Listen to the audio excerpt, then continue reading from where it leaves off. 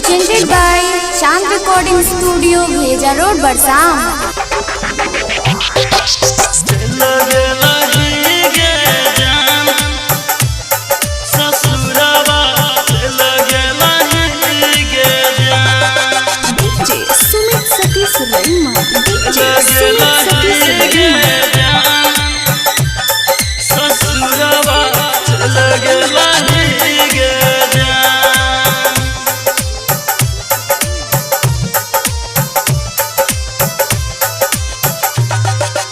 चल गेला ही किया जान ससुरवा, चल गेला ही किया जान।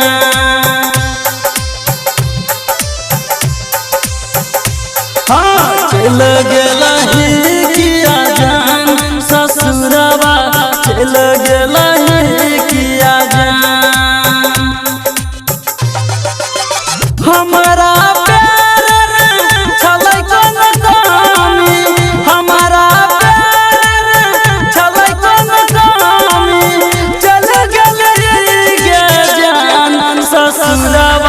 चल गेला ही गे जान, हाँ चल गेला ही गे जान ससुरवा, चल गेला ही गे जान।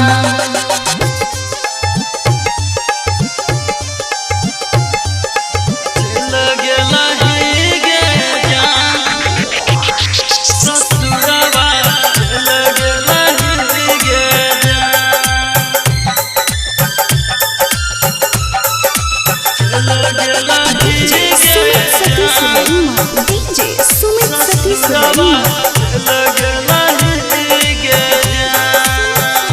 हमरा छोड़का तू, हाँ दिल तोड़का तू, चल गेल ही गे मुँह मोर के तू, चल गेल ही गे मुँह मोर के तू। हाँ हमरा छोड़ के तू, हाँ दिल तोड़ के तू, चल गेल ही गे मुँह मोर के तू।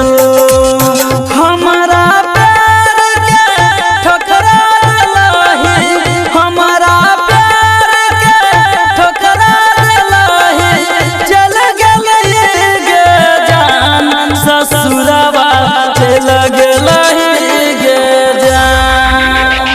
हाँ चल गेल ही गे जान ससुरवा, चल गेल ही गे जान। चल गेल ही गे जान ससुरवा, चल गेल ही गे जान।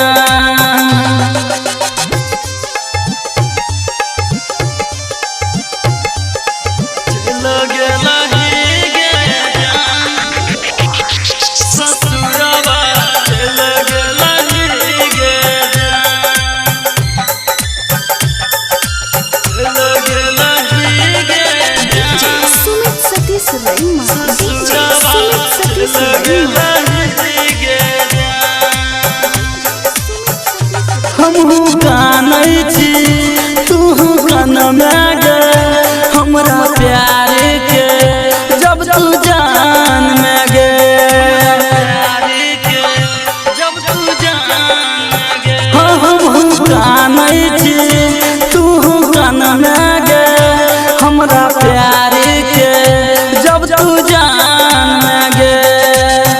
याद जे तोरा पर बिनमा, याद जे तोरा पर बिनमा, टूट जेतौ सब सान ससुरवा, चल गेल ही गे जान।